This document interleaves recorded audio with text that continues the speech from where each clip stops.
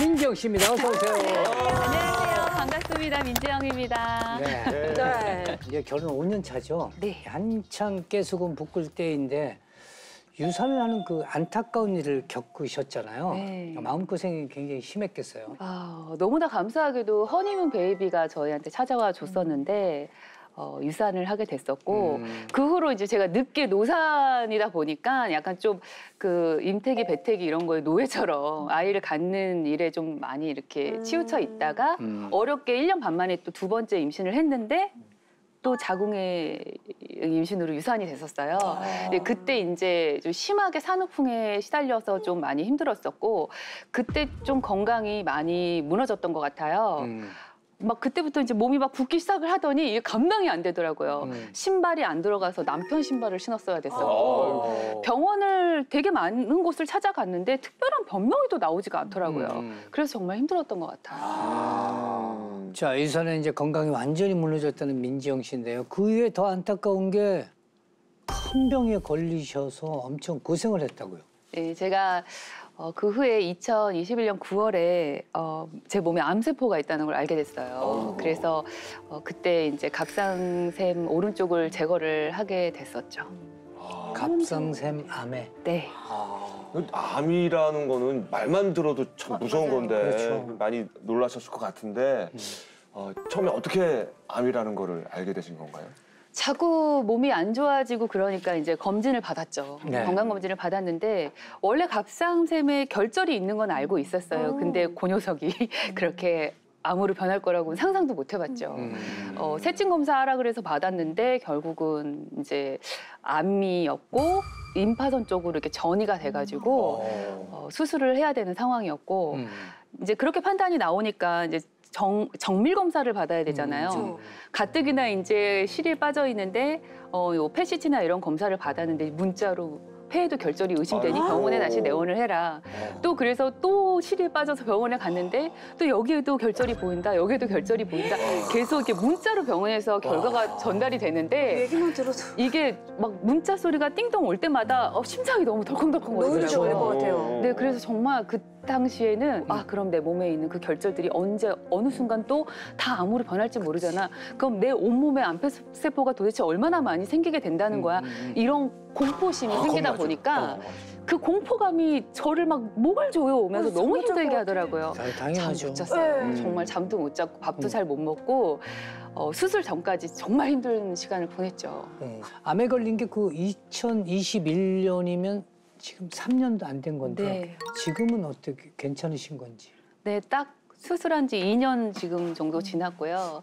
갑상샘은 오른쪽을 제거를 했고 다행히 지금은 잘 극복을 해 나가고 있는 것 같아요. 근데 그건 또 제 생각이고 또 언제 배신할 줄 모르겠으니 여기 나와서 한번 체크를 받아보고자 이렇게 나왔습니다. 자, 두 번째 유산의 극심한 산후풍을 겪었고요. 갑상샘 암에다가 폐결절까지 겪었던 민지영 씨. 각종 질병을 겪으며 건강이 무너졌던 민지영 씨를 위한 건강 주제를 준비를 했습니다. 공개합니다. 각종 전신 질환을 불러오는 질병의 뿌리, 만성염증. 전 세계 인구 5명 중 3명이 만성염증성 질환으로 사망에 이른다고 하는데 이뿐만 아니라 염증이 장기를 공격해서 손상을 입히고 암까지 유발한다. 수많은 질병을 불러오는 만성염증에서 벗어나는 방법. 암까지 부르는 내 몸의 적, 만성염증을 잡아라. 만성염증이 이제 암까지 부른다 이런 말씀인 것 같은데 설명 좀 부탁드릴게요. 민지영 씨가 이제 유산에 의한 후유증이 아주 심했고 임파선까지 전이가 된 갑상샘 암도 있었고요. 그리고 이제 폐결절까지 그야말로 이제 건강이 한꺼번에 이렇게 우르르 도미노 쓰러지듯이 이렇게 생기신 건데요. 이렇게 이제 민지영 씨를 괴롭힌 질병들이 사실은 한 가지 원인에서 출발했을 수도 있습니다. 한 가지. 그게 바로 만성염증입니다. 염증이라고 하는 거는 우리 몸이 어떤 외부의 자극, 뭐 세포일 수도 있고 아니면 기계적인 자극일 수도 있고 자가 면역일 수도 있고 그런데 그런 외부의 자극에 반응해서 이제 일으키게 되는 건데요. 이 염증은 그 위협하는 게 없어지면 없어져야 되거든요. 근데 이 염증이 안 사라지고 6개월 이상 계속 지속이 되는 거를 우리가 이제 만성염증이라고 합니다. 이 만성염증은 무려 수천여 가지. 그러니까 거의 모든 전신 질환을 불러일으키는 그야말로 질병의 뿌리라고 할 수가 있습니다. 전 세계적으로 만성염증성 질환으로 5명 중에 3명이 사망한다는 보고가 있을 정도예요. 근데 사실 그 중에서 가장 심각한 게 우리의 장기를 공격해서 손상을 입히고 심지어 암까지 불러일으킨다는 겁니다. 네, 화면 한번 보시면요. 네. 네, 화면에 보이는 것들이 만성염증으로 손상된 장기들입니다. 대장염, 간염, 폐렴 이렇게 병명 뒤에 염자가 들어간 모든 병들이 염증으로 인한 병들이라고 보시면 됩니다. 그러니까 관절염 이런 것도 다 염증 때문에 생긴 병이에요. 막 지금 이렇게 만성 염증이란 게 그 뭔가 뭐라 그럴까요? 내 몸속에 장기들이 이게 좀 썩어간다 그럴까요? 막 상해간다 그런 느낌이 들어서 굉장히 무서워요 저는 지금. 그런데 더 무서운 거는 실은 이런 만성 염증들이 암으로 이어지는 게 이제 확률이 되게 높아집니다. 그래서 폐렴 같은 경우 한 16% 정도에서 폐암이 발생하게 되고 또 이제 간염은 결국은 간암의 한 10% 정도의 확률로 그리고 또 대장암은 대장염에서 한 18%의 확률로 암들이 생기기 때문에 결국은 암이 이제 만성 염증의 어떤 덩어리들에 의해서 이어지는 그런 과정이라고 생각을 해야지 될 것 같고요. 암이 이제 굉장히 많이 발생하는데 우리나라 사람들 암 걸릴 확률이 얼마인지 혹시 알고들 계신가요? 그리고 남의 일이라고 생각하니까. 그러니까. 10명 중에 1명 되나? 본인이 안 걸리면 다 남의 일이라고 생각하거든요. 네. 절대 아닙니다. 우리 중에서도 확률로 보면 굉장히 높은데요. 이제 실은 한 37% 정도 되는데 남자들 같은 경우에는 5명 중에 2명이 결국은 암이 발생하게 되고 여자들은 3명 중에 1명이니까 뭐 우리 이렇게 따져봐도 결국 우리 중에서도 암 환자가 뭐 물론 이제 민지영 씨가 있기는 하지만 실제로 굉장히 높은 확률이라서 우리가 반드시 이런 만성 염증 관리에 신경을 써야만 되는 상황입니다.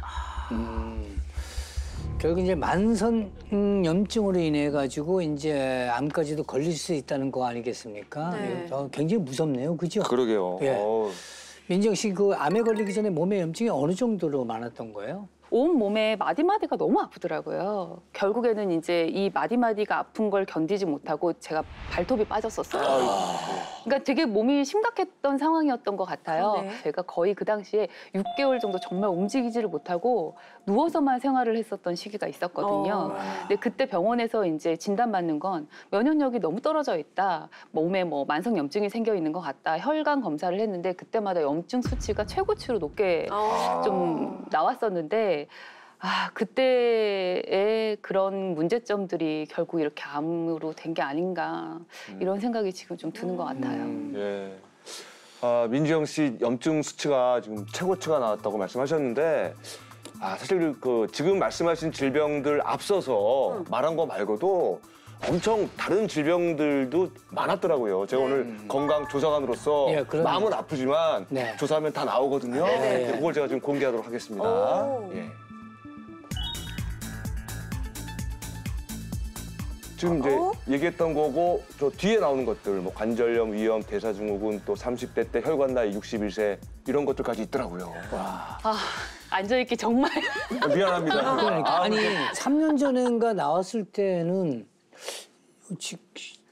그 혈관 나이가 61세라는 거 빼놓고는 뭐 크게 뭐 잘 몰랐었는데 그 사이에 엄청 아팠던 게 되게 많았었네요. 네. 사실 그 당시에도 30대 혈관 나이가 60대로 나온 것도 저는 상당히 충격이었죠. 그 당시에는. 그렇죠, 네. 그렇죠. 근데 이제 그 뒤로도 이렇게 암 판정까지 받게 되고 이 민지영 씨가 겪었던 수많은 질병들을 이렇게 하나씩 다 보니까 안타깝게도 민지영 씨의 몸은 그야말로 만성염증 덩어리였다라고 얘기를 해도 과언이 아닐 것 같습니다. 뭐 위염, 관절염, 폐결절 이런 거는 이제 염증으로 인해서 장기에 손상이 온 건데요. 아까 30대 때 혈관내가 61세라고 했어요. 이거는 만성염증과 깊은 관련이 있다고 보시면 돼요. 왜냐하면 이 만성염증이 가장 먼저 잘 나타나는 곳이 바로 혈관이기 때문입니다. 이 염증 물질이 우리 몸의 구석구석에 퍼져 있는 혈관을 통해서 전신으로 퍼져나가는 거거든요. 그래서 이 만성염증이 혈관벽을 손상시키면 뭐 피가 날 수도 있고 거기서 혈전이 생길 수도 있고 혈관벽에 때처럼 껴서 뭐 고혈압, 당뇨, 고지혈증과 같은 질환을 야기할 수도 있고 그리고 돌연사를 부르는 뇌졸중이나 심근경색의 발병률도 높이게 됩니다. 그때 혈관이 안 좋다라는 결과를 들었을 때 조금 더 자세하게 좀 체크를 해서 관리를 했으면 이 상황까지는 오지 않았을까 이런 좀 후회도 드는 것 같아요. 이렇듯 만성염증 자체가 우리의 생명을 위협하는 굉장히 무서운 존재인데요. 이게 만성 피로 이외에는 뚜렷한 증상이 없다는 게 더 문제예요, 사실은. 예.